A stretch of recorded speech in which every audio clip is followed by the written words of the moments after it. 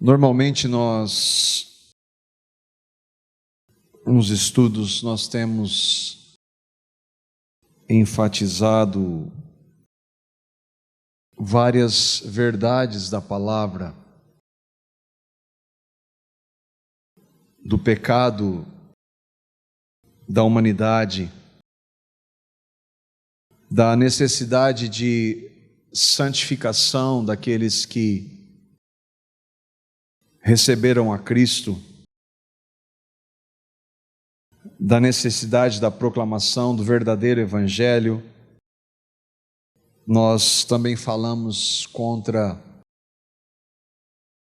ensinos que são feitos em nome de Jesus, mas que não tem nada a ver com Ele. E essas são verdades da palavra, são verdades inegáveis, inegociáveis. Mas nós que cremos, nós os cristãos, nós precisamos ouvir uma mensagem de esperança. Eu gostaria de tratar com vocês que são de Cristo, uma mensagem, uma palavra de esperança. Eu pensei em algumas realidades, que é verdade que nós nascemos em pecado. Todo ser humano nasce em pecado, e é por isso que o mundo está como está. E esse mundo não vai melhorar. A palavra diz que os homens iriam de mal a pior, e é exatamente isso que está acontecendo em todas as áreas da vida humana. Nós vemos que a igreja, que deveria ser sal e luz, boa parte, infelizmente, tem se corrompido. Jesus disse que nesse mundo nós teríamos tribulações. E todas essas verdades, quando a gente olha para essa realidade, para essas verdades, nós nos entristecemos. Mas nós precisamos, diante dessas situações, nós precisamos também de uma palavra de esperança. E eu pensei, o que nós vamos tratar? Quando se fala de esperança, o que a palavra de Deus tem para os cristãos? Aí eu pensei, eu preciso dizer a verdade. Eu não posso apresentar uma esperança que a Bíblia não promete. E eu sei que há no mundo e aqui e no nosso meio, e quantos irmãos que estão sofrendo pelas mais diversas causas, dores físicas, emocionais. E que eu não posso iludir ninguém com uma falsa esperança. Mas se nós cremos, se eu e você cremos em Cristo, nós somos os únicos que verdadeiramente têm esperança. Eu sei também que, isso nós falamos regularmente, que a igreja, entre aspas, evangélica, ela está saturada de promessas para esses, muitos que estão sofrendo, com dores físicas, com dores emocionais, com perdas em diversas áreas, financeira inclusive, com lutas e dificuldades. Há, entre aspas, pastores oferecendo curas, prosperidade financeira, sucesso profissional, oferecendo o cônjuge ideal, oferecendo um casamento blindado, dizendo que todos da sua família vão ser salvos, e oferecendo uma vida abundante aqui na terra. Pegando que Jesus disse que nele nós teríamos vida e vida em abundância, e transformando essa vida em abundância para uma realidade humana.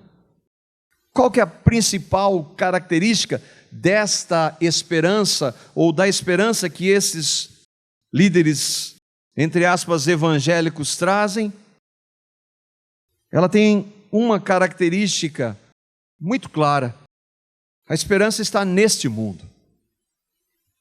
Tudo isso está nessa realidade, nesse mundo. E eu conheço gente que vive atrás dessas esperanças, gente próxima. Há algo de errado em você desejar ter um bom casamento, ter uma boa qualidade de vida, viver em paz? É claro que não. Não há nada de errado nisso. O problema é que se você, como cristão, coloca a sua esperança nessas coisas, aí sim está errado. Se a sua esperança está nesse mundo, nessa realidade, está errado. Por que está errado? Porque Cristo nunca as prometeu. Jesus nunca prometeu sucesso profissional, nunca prometeu uma vida abundante dentro do que o mundo prega. Jesus nunca prometeu uma vida fácil. Se fossem promessas de Deus, por que o próprio Senhor Jesus, por que os apóstolos e a maior parte de cristãos na história nunca tiveram isso? Olha para a história da igreja. Você vai ver que essas promessas que são feitas hoje em nome de Jesus, nunca foi realidade em homens e mulheres de Deus. Por que eles não tiveram isso? Porque Cristo não prometeu. Eu conheço cristãos que não foram curados de câncer. Eu conheço cristãos que passam por depressão. Eu conheço cristãos que perderam filhos pequenos para uma doença. Eu conheço cristãos que são pobres, que não têm nenhum sucesso, que foram abandonados por seus cônjuges, que não viram a conversão de boa parte dos seus familiares, e que dentro dessa visão então não tem nada de vida abundante. O que dizer para eles? Faltou fé? Faltou fé. Ou é melhor dizer a verdade, não é essa a esperança que Cristo oferece. Não é essa. Além de não ser isso que Jesus prometeu para aqueles que crescem nele, ainda duas dificuldades bíblicas de nós colocarmos as nossas esperanças nessas coisas. A primeira é que a palavra de Deus, ela é clara em mostrar para nós que a forma de nós crescermos no relacionamento com Deus é por que forma? Por que meio? Pela dor, pelo sofrimento. Deus usa o sofrimento para formar o caráter de Cristo em nós. E a segunda questão é que, ainda que nós não saibamos identificar, a Bíblia diz que o que nós plantamos, nós colhemos. Isso significa que às vezes nós sofremos por causa de nossos pecados, ainda que nós não saibamos, em boa parte dos casos, identificá-los. A Bíblia diz que o que o homem planta, ele colhe. Em relação ao sofrimento, Paulo pediu para que o Senhor tirasse o espinho na carne dele, um sofrimento que ele estava passando, e Paulo pediu insistentemente para Jesus, e Jesus disse: não, a minha graça te basta. Você entende que, de acordo com a Escritura, eu não posso prometer esperança para você em coisas desse mundo, nem para mim, nem para você. Na verdade, de acordo com a palavra de Deus, só há uma promessa real de esperança para os cristãos. E apesar de ser uma, não há dificuldade sobre esta terra, como Flávio leu aqui, Pedro, que se compare a essa esperança. Essa esperança, ela é incomparável com qualquer uma das que são prometidas aí, e ela é muito maior do que qualquer sofrimento que nós possamos enfrentar. Essa esperança, o título da mensagem é uma mensagem de esperança para os que estão em Cristo, é só para os que estão em Cristo. O mundo não tem essa esperança. Nós até podemos não ser curados fisicamente, emocionalmente. Nós até podemos não ter muito dinheiro, sucesso, não ter um casamento blindado. Podemos até não ver a salvação da nossa família. Para mim esse é o ponto mais difícil. E a gente pode até não ter uma vida abundante aqui nessa terra. Nós podemos até, inclusive, ter pecado grandemente contra Deus. Mas se nós nos arrependemos e recebemos a Cristo como Salvador e Senhor, há uma esperança maior do que toda essa realidade aqui. Eu sei que incrédulos vão dizer que isso é utopia, de coisa de gente ignorante de séculos passados, que é uma fuga da realidade. Não, isso é fuga. Você está fugindo da sua realidade. Mas se Cristo é Salvador e Senhor da minha e da sua vida, nós temos essa esperança, e ela não é fuga da realidade. Ela é tão real quanto eu e vocês estarmos aqui agora. Onde é que está essa promessa? Em toda a Bíblia. De Gênesis a Apocalipse está essa promessa. Quem tem Cristo tem essa esperança. E o maravilhoso, quando a Bíblia fala de esperança, e ela fala muito, quando Deus fala aos cristãos desta esperança, ela não se trata de uma possibilidade. Às vezes você pode ter uma esperança, por exemplo, eu e a Carla, nós estamos com a esperança de construir a nossa casa, mas ela pode nunca se concretizar. Agora, quando Deus diz que há uma esperança, quando Deus promete algo, essa esperança não é que ela é uma possibilidade, ela vai acontecer, só nós não sabemos quando. Paulo disse isso a Tito dizendo: o Deus que não pode mentir prometeu essa esperança antes dos tempos eternos. Que esperança é essa? Vida eterna com Ele. Ela está em toda a Escritura, e eu gostaria de ver com vocês, pelo menos o que Paulo, João e Pedro disseram sobre essa esperança. Nós vamos começar com Paulo em 1 Tessalonicenses, no capítulo 4, os versículos 13 a 18. É um texto que, pela graça, já tive a oportunidade de ler algumas vezes, e sempre me maravilho com ele. Paulo escreveu essa carta para os cristãos da cidade de Tessalônica.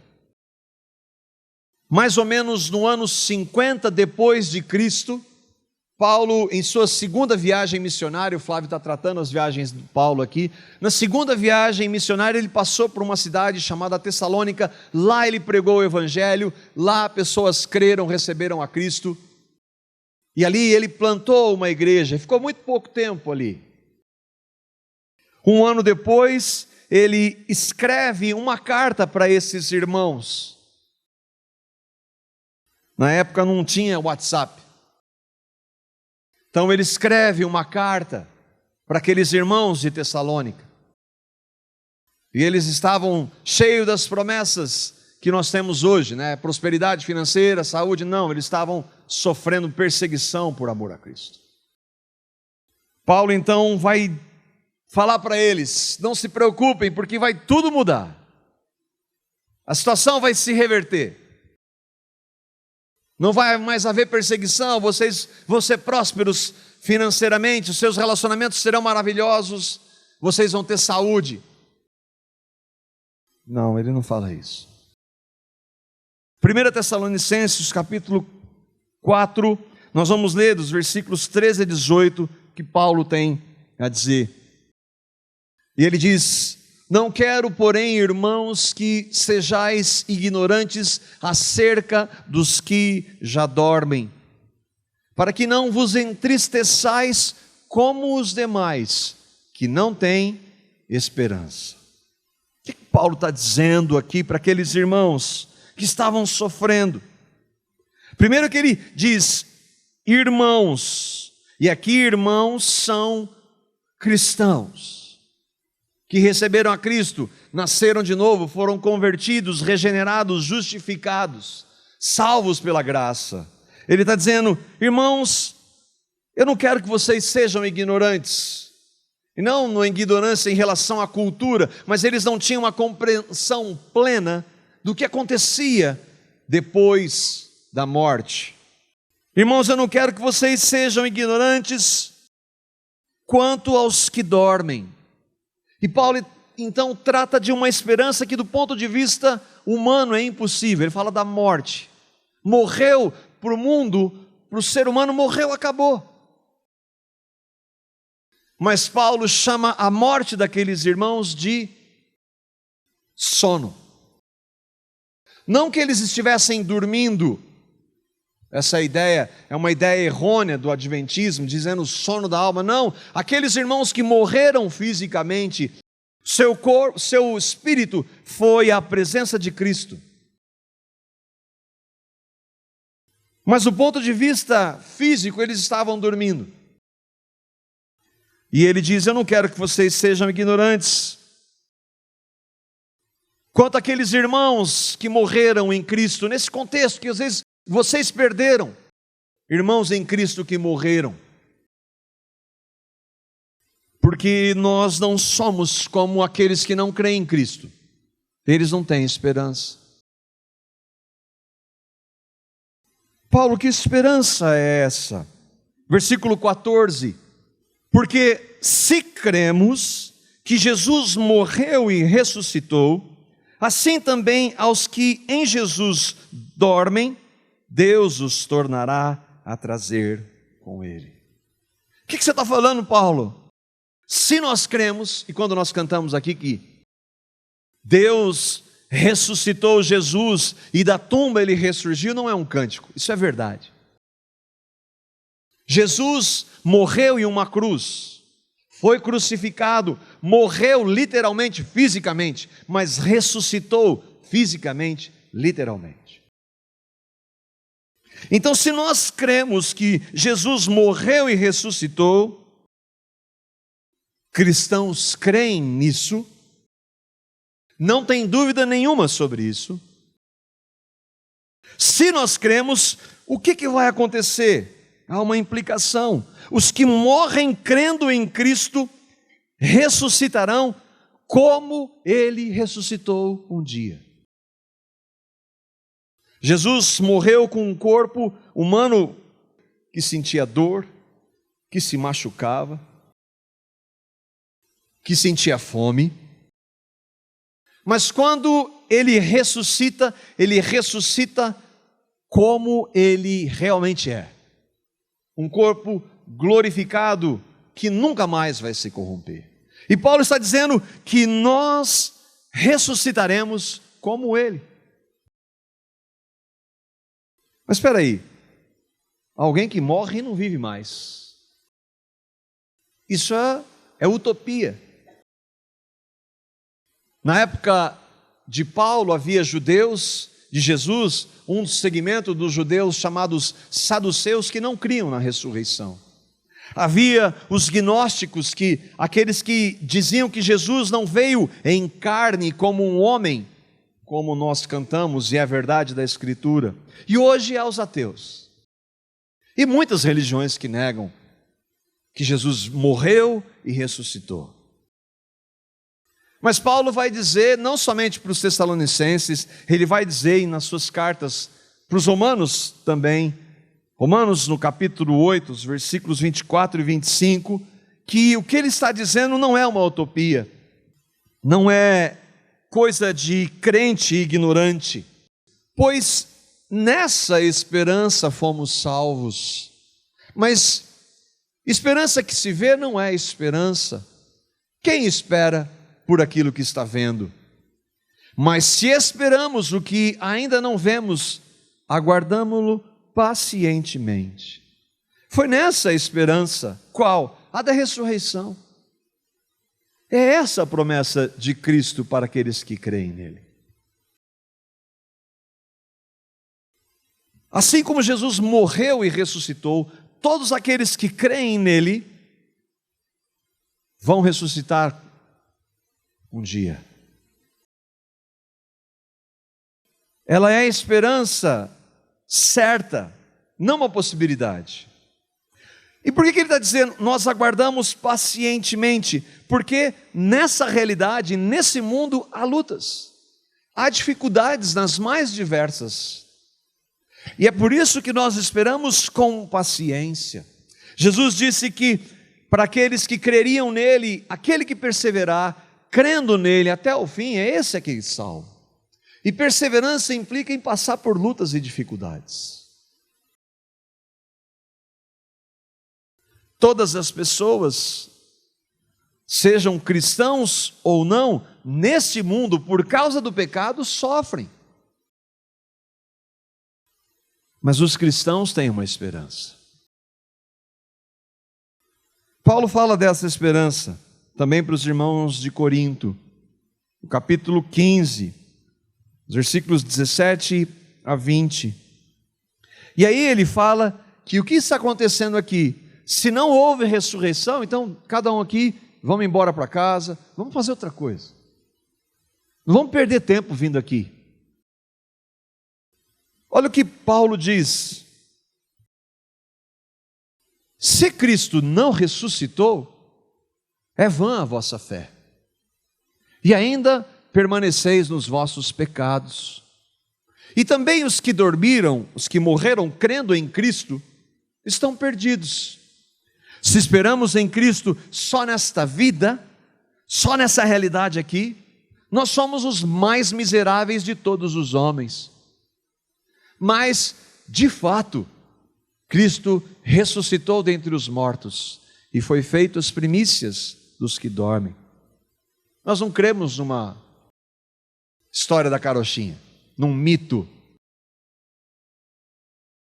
Nós cremos que Jesus morreu e ressuscitou e que um dia vai vir para buscar todos aqueles que nele creem. Tão certo como nós estamos. Eu não creio, não me interessa se você crê ou não.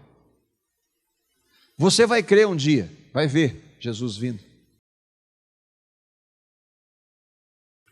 Agora, se isso não é verdade, o que nós estamos fazendo aqui? Se Jesus não ressuscitou dos mortos, tudo isso aqui, esses 2000 anos de história, não servem para absolutamente nada. Se Jesus não ressuscitou dentre os mortos, para que tem gente pregando para índios?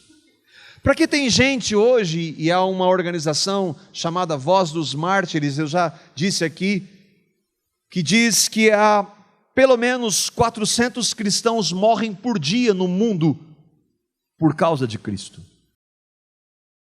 Porque tem pessoas morrendo por um mito. E não somente isso, se Cristo não ressuscitou, então todos nós continuamos os nossos pecados e nós vamos morrer nos nossos pecados, nós seremos condenados justamente ao inferno. Se Cristo não ressuscitou, nós estamos nos nossos pecados, não houve perdão, não houve salvação, não há nova vida, não há significado, não há esperança. Vamos procurar viver, como Paulo diz, comamos e bebamos porque amanhã nós vamos morrer. Então vamos procurar fazer o melhor enquanto a gente tem aqui. Mas os cristãos verdadeiros creem que é fato que Cristo ressuscitou dentre os mortos. E não somente isso, Cristo foi feito as primícias dos que dormem. O que significa isso? Jesus Cristo foi o primeiro de muitos. De muitos, mas muitos mesmo. Como a palavra de Deus diz em Apocalipse, como os grãos de areia do mar. Muitos que creram em Cristo vão ressuscitar. Ele foi o primeiro, mas um dia ele vai voltar. E aqueles que morreram crendo nele ressuscitarão. Por que Paulo fala que sem ressurreição a fé é vã? Porque dinheiro Saúde não impede a morte. Bons relacionamentos não impedem a morte. Eu posso ter dinheiro, posso ter saúde, posso ter um excelente casamento, posso ter filhos maravilhosos, mas um dia eu vou morrer. De que vale? Sucesso profissional? De que vale? Então, como é que a igreja promete isso? Se não, ninguém que tenha esperanças nessas coisas vai tê-las saciada. Por isso que Paulo diz: nós que cremos na ressurreição não somos como aqueles que não creem. Porque se nós cremos em Jesus só para essa vida aqui, o que nós somos? Os mais miseráveis de todos. Mas é porque nós não cremos em Cristo só para essa vida, é que nós não somos os mais. Nós somos os mais felizes, a despeito das dificuldades, porque nós temos esperança. Voltando para o 1 Tessalonicenses, no capítulo 4, agora no versículo 15, Paulo diz: dizemos-vos, para esses irmãos lá que estavam tristes porque haviam irmãos em Cristo que morreram, dizemos-vos, pois, isto pela palavra do Senhor, irmãos, pela palavra do Senhor, que nós, os que ficarmos vivos para a vinda do Senhor, não precederemos os que dormem. O que Paulo quer dizer? Irmãos, pela palavra do Senhor, ou seja, pela palavra de Cristo Jesus, foi Ele que disse isso. E onde que Ele diz isso? Em Mateus 24, por exemplo. Nós, os que ficarmos vivos, isso mostra que Paulo esperava que Jesus voltasse enquanto ele estivesse vivo, ele tinha essa esperança, e isso significa que para nós deve ser a nossa maior esperança. Eu tenho algumas expectativas aqui, eu gostaria de algumas coisas aqui, mas nada se compara à esperança de um dia ver meu Senhor. Nada. Eu amo minha esposa, amo meus filhos, mas não se compara ao amor do meu Senhor. O dia que eu vou ver, o dia que eu vou encontrá-lo. Isso deve ser para ela e para os meus filhos. Isso deve ser para nós que cremos em Cristo. Nossa esperança, irmãos, não está aqui, em nada do que esse mundo oferece e que muitos desses pastores estão oferecendo. Jesus disse que quando Ele voltar, os que dormem, os que morreram em Cristo, todos em toda a história, desde o primeiro cristão até o último, quando Jesus voltar, ressuscitarão dos mortos. Imagina isso, isso não é figura de linguagem, isso é literal.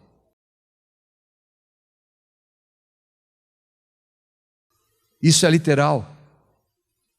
Eu sei que falar isso num mundo onde a ciência reina, a ciência mentirosa, isso é loucura.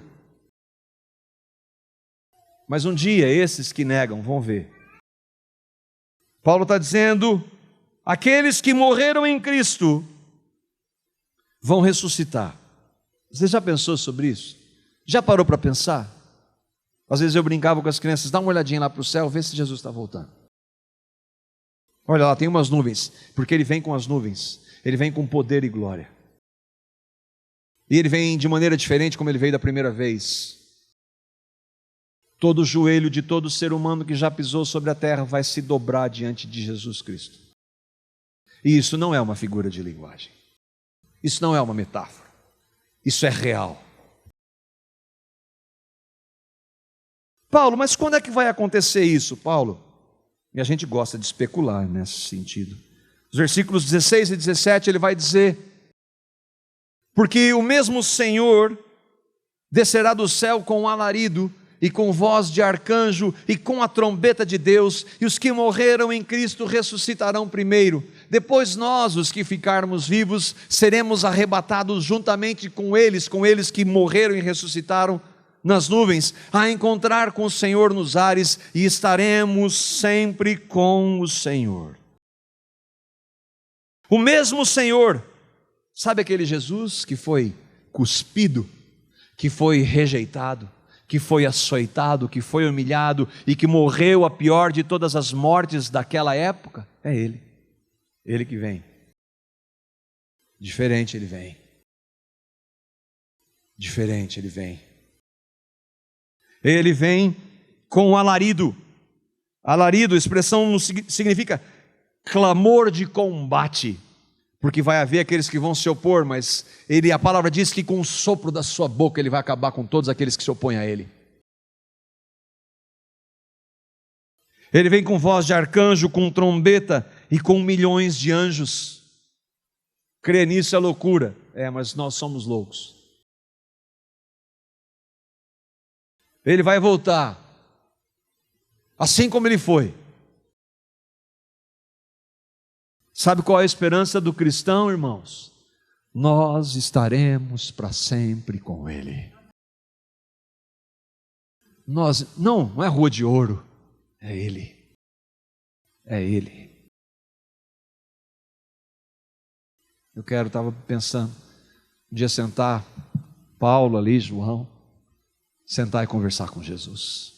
Vai demorar, talvez vai ter muita gente na frente. Estar com Ele, passar a eternidade, que nós não sabemos o que isso significa, mas que é muito tempo com Ele. Não é isso? Hoje, irmãos, nós cremos só pela fé, mas um dia nós vamos ver. Qual a razão de você dizer isso, Paulo? Versículo 18. Olha o que Paulo está dizendo. Por que ele está falando isso? Consolem-se uns aos outros com essas palavras. Irmão, se você crê em Cristo, você pode não ser curado. Você pode não ter o melhor relacionamento. Você pode não ter sucesso, não ter dinheiro. Você pode não ter uma vida abundante aqui na terra, mas se Cristo é sua vida, há consolo aqui, é isso que Paulo está dizendo. Você está vendo que ele não está prometendo nada aqui? Nem ele, nem Jesus, nem Pedro, nem João, nunca prometeram nada aqui. Há consolo, há conforto, há alívio, há encorajamento. Para o mundo isso é loucura, e daí? Como é que vai ser estar para sempre com o Senhor? Aí João, lembra que eu falei que toda a Bíblia fala dessa esperança? João vai dizer um pouco do como vai ser. E ele vai dizer lá em Apocalipse. E ali é interessante, porque João estava no bem bom, João estava cheio de dinheiro, a saúde dele era perfeita. Não, ele estava preso por amor a Cristo. E ele está escrevendo isso talvez no ano 90, 60 anos depois da ressurreição de Jesus. 60 anos esperando. 60 anos sofrendo por amor a Cristo. E eu e vocês reclamamos por qualquer coisa. Ele está preso por amor a Cristo. Ele está preso por amor ao Senhor. Mas Jesus ele é um apóstolo. Ele vê Jesus. Ele é o único apóstolo que tem apóstolo vendo Jesus aí, uma cambada de mentiroso. Ele sim viu Jesus. Aí ele diz em Apocalipse, no capítulo 21, nos versículos 1 a 5, Jesus vai mostrar para ele como é que é essa realidade quando nós vamos ser ressuscitados na vinda de Cristo. Ele diz assim: então eu vi um novo céu e uma nova terra, pois o primeiro céu e a primeira terra tinham passado e o mar já não existia. Jesus fala para João que está pouco tempo para morrer, o último apóstolo. O último apóstolo. E ele mostra uma nova realidade.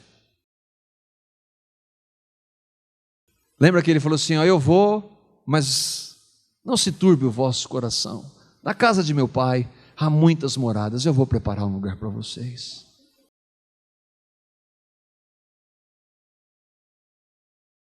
Aí ele fala para João: ele mostra para João, novo céu e nova terra. Por quê? Por que novo céu e nova terra? Porque essa realidade está contaminada por causa do pecado e ela vai acabar. Não adianta lutar pela ecologia, não vai mudar nada. Mas significa que nós vamos destruir? Não. Mas significa que por mais que nós façamos, não vai mudar nada. Novo céu e nova terra, por quê? Porque essa realidade de pecado vai ser totalmente extinta. Um dia, quando Jesus vir, ele vai acabar com tudo isso aqui. Mas João, o que vai ter lá nessa nova realidade? Versículo 2 do capítulo 21, ele diz assim: eu vi a cidade santa, Nova Jerusalém, que descia do céu da parte de Deus, preparada como uma noiva adornada para o seu marido. Sabe o que é a cidade de Jerusalém? Que existe hoje e que ninguém consegue acabar e que nunca vai acabar com ela. Pode o mundo inteiro ir contra, não vão acabar com ela. Sabe por quê? Porque Jesus não deixa. Ou eles têm poder. Jerusalém, Israel é do tamanho do estado de Sergipe. Por que ela está lá até hoje? Porque Deus disse que não vai acontecer nada com ela. Mas só que não é essa aqui, porque essa vai passar quando ele voltar. Ele está falando de uma nova Jerusalém, novo céu e nova terra, uma nova cidade, numa realidade onde vai haver cidades, mas há essa cidade especial, onde lá é o templo, lá é onde nós vamos estar cultuando e louvando o Senhor. Dá uma olhadinha em Apocalipse, você vê o tamanho dessa cidade, que é literal. Mas o que mais? O que mais vai ter nessa realidade? Versículo 3. Ouvi uma voz forte que vinha do trono. O trono de quem que é? Só existe um que é digno. O trono de Deus, e dizia: agora o tabernáculo de Deus está com os homens, com os quais ele viverá. Eles serão os seus povos, o próprio Deus estará com eles e será o seu Deus. A voz que vem do trono é do Cristo, que está sentado à direita do Pai. O mais maravilhoso e a nossa esperança é Deus. Jesus está dizendo: Deus estará conosco. Eu creio em Deus, mas eu não vejo, eu não sinto, eu não toco, mas eu vou vê-lo. E se você creu em Cristo, você vai vê-lo. Isso não é força de expressão. Hoje é pela fé, mas a fé não vai ser mais necessária um dia. 1 Coríntios diz isso. A fé não vai mais ser necessária. Por quê? Porque nós vamos ver. João, na sua carta, a primeira carta, ele diz: agora somos filhos de Deus, sabemos que quando Ele se manifestar, quando Ele voltar, seremos semelhantes a Ele e o veremos como Ele é. Que esperança maior que essa? Quando irmãos em Cristo morreram e morrem hoje sendo torturados, eles têm essa esperança. E nós, irmãos? E nós? Que mais, João? Versículo 4. Ele, Deus, enxugará dos seus olhos, de todos aqueles que creem, toda lágrima. Lá não vai haver mais morte, nem tristeza, nem choro, nem dor, porque a antiga ordem já passou. Lá nunca mais vai ter sofrimento, de nenhuma espécie. Deus, pessoalmente, vai tratar com todos os nossos sofrimentos. Isso não é fuga da realidade, irmãos. Essa é a nossa esperança. Só essa. Será que isso não serve de consolo, como Paulo disse? Não, eu quero agora. Quer agora o quê? Mas será que isso é verdade mesmo? Será que isso não é loucura? Olha o que Jesus diz no versículo 5. Aquele que estava sentado no trono disse: estou fazendo novas todas as coisas, e acrescentou, ele, Jesus, diz aí, escreve aí, João, eu, Jesus, estou dizendo, essas palavras são verdadeiras e dignas de confiança. Quem pode contra Cristo? Isso é verdade, irmãos.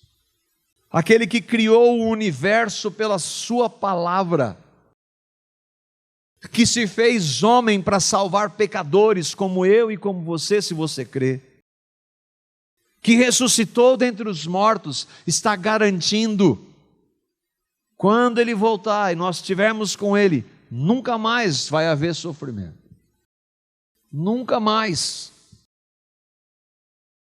Paulo fala assim: a nossa leve e momentânea tribulação não são para comparar com o peso, com a glória que em nós há de ser revelada. E olha que Paulo sofreu muito mais do que qualquer um de nós aqui. Ele fala assim: o que eu estou sofrendo é nada perto da glória que eu vou ter em Cristo. Por isso que ele diz: estar com Cristo é incomparavelmente melhor. Eu desejo partir. Que é isso, Paulo? Eu quero morrer. Eu não vou tirar minha vida, mas eu quero morrer para estar com Ele. Quem de nós não tem tanta coisa para fazer? Quanto mais nós cremos em Cristo, mais andamos com Ele, mais nós queremos estar com Ele. Nós já estamos com Ele pela fé, o Espírito Santo habita em nós, mas eu quero vê-lo fisicamente, pessoalmente. Não falei que a palavra está rica dessa esperança? E Pedro? Pedro também foi um daqueles que teve um monte de coisa. Não teve nada do que se promete como esperança hoje. Nada.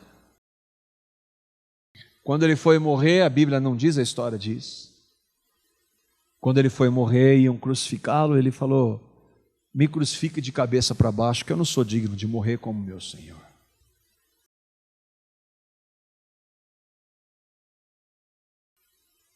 E eu e vocês reclamando. Eu tenho vergonha. Eu tenho vergonha. Pedro vai dizer, na sua segunda carta, no capítulo 3, versículo 10 a 12, se você for ver o contexto ali, tinha gente que estava falando: esse negócio de promessa da volta de Jesus.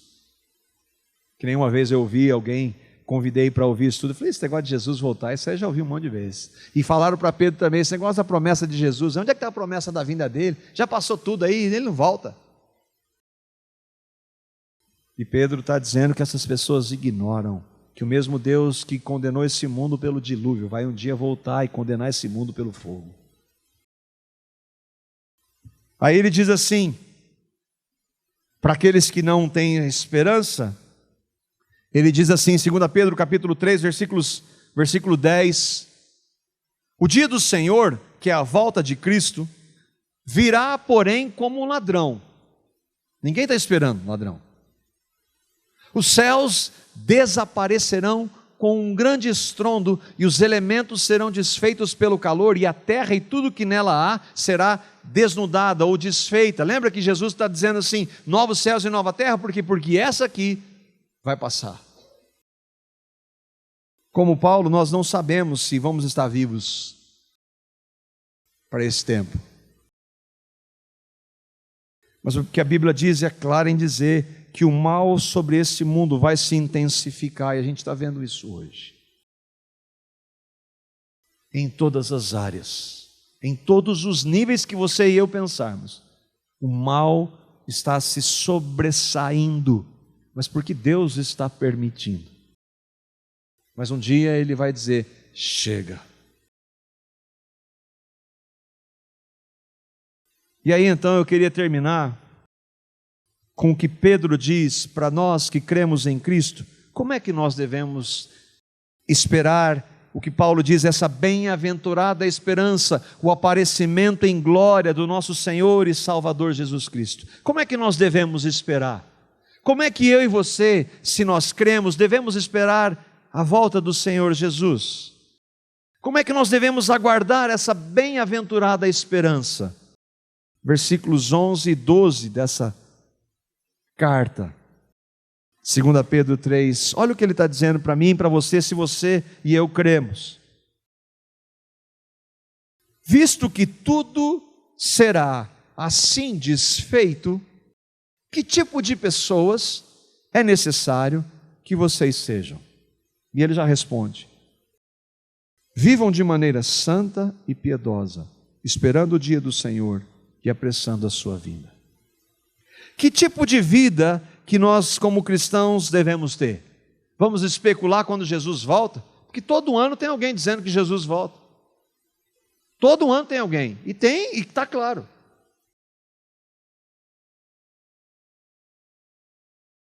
E assim, todo ano tem alguém dizendo várias datas. Nós vamos ficar especulando? Não, porque Jesus disse que não sabe nem a hora, nem o dia. Ninguém sabe. Mas há uma promessa dessa esperança que nós devemos esperar. Como nós devemos esperar? Como os cristãos verdadeiros esperam. Que tipo de pessoas? Quando você sofre, como você sofre? Fica reclamando o tempo todo? Como eu e vocês sofremos? Murmurando? Ou dizendo como Jesus: Pai, perdoa eles porque eles não sabem o que eles fazem. Ou como Estevão: Pai, perdoa-os, quando estava sendo apedrejado. Ou como Paulo, que quando pediu para o Senhor, ele não estava murmurando, ele pediu para o Senhor para que ele tirasse aquele espinho, e ele entendeu que a graça bastava. Então eu aceito tudo do Senhor. Não é negar a dor, não é dizer não está doendo. Senhor, está doendo, mas eu quero honrar o Senhor. Que tipo de pessoas nós que cremos vamos ser? Que maneira que nós vamos viver? Maneira santa. O que é santa? Santa é separada. Separada do quê? Do mundo. E separada para Cristo. Como nós vivemos, e aí nos nossos relacionamentos, como nós vivemos nesse mundo? Como nós tratamos os nossos cônjuges, os nossos filhos? Como nós vivemos no trabalho, no trânsito? Como nós vivemos jogando futebol? Como é que é o nosso falar? O que nós olhamos, colocamos os nossos olhos? O que nós ouvimos? Vivam de maneira santa e piedosa. O que é piedosa? Temor ao Senhor. E se nós andarmos em temor ao Senhor, uma coisa que você pode ter certeza: quanto mais temor ao Senhor, mais ojeriza do pecado. Menos eu quero o pecado. É dessa forma que nós aguardamos aquele dia. E que o Senhor nos capacite a isso. E que se você crê em Cristo e não está pensando, que o Senhor quebrante seu coração e leve você a clamar misericórdia por isso. O que a gente pode, irmãos, aplicar? Lembra que o título da mensagem é uma palavra de esperança para os que são de Cristo. Você é de Cristo. O que é ser de Cristo? Vir aqui? Não. Sentar aí e não dar bola porque está sendo dito? Não. Ser de Cristo é um dia na sua vida, quando a palavra foi pregada, você se arrependeu e viu que é um pecador. E viu que Deus amou você, porque Ele disse que Ele amou de tal maneira que deu Jesus. Por você, um grande pecador ou pecadora como eu. E você se arrependeu dos seus inúmeros pecados. E creu no que Cristo fez, e o recebeu como Salvador e Senhor, de graça e por amor. Creu no sangue derramado para perdão dos seus pecados. Creu que Ele ressuscitou dos mortos. Você, um dia na sua vida, você entendeu e creu nisso. Se isso é verdade, então você é um cristão. Mas é importante que você entenda que participar de um lugar, conquanto cristãos participem, não faz de você um cristão. Dar uma oferta não faz de você um cristão. Cantar não faz de você um cristão. Tentar obedecer algumas coisas que a lei manda, que os mandamentos, não faz de você um cristão. Você precisa receber a Cristo. Mas eu não sei como é isso. Meu Deus, revela Cristo, que é o quê? O Evangelho. Houve um momento na sua vida, fala com Deus, diz para Ele, com que palavras? Com as suas palavras. E a outra aplicação, se eu e vocês cremos, como nós temos vivido? Será que nós temos vivido de maneira santa e piedosa? Se não, o que tem que fazer? Senhor, tem misericórdia, me ajuda a viver assim. Me ajuda a viver assim, esperando o dia do Senhor. E assim nós vamos estar apressando a volta dEle.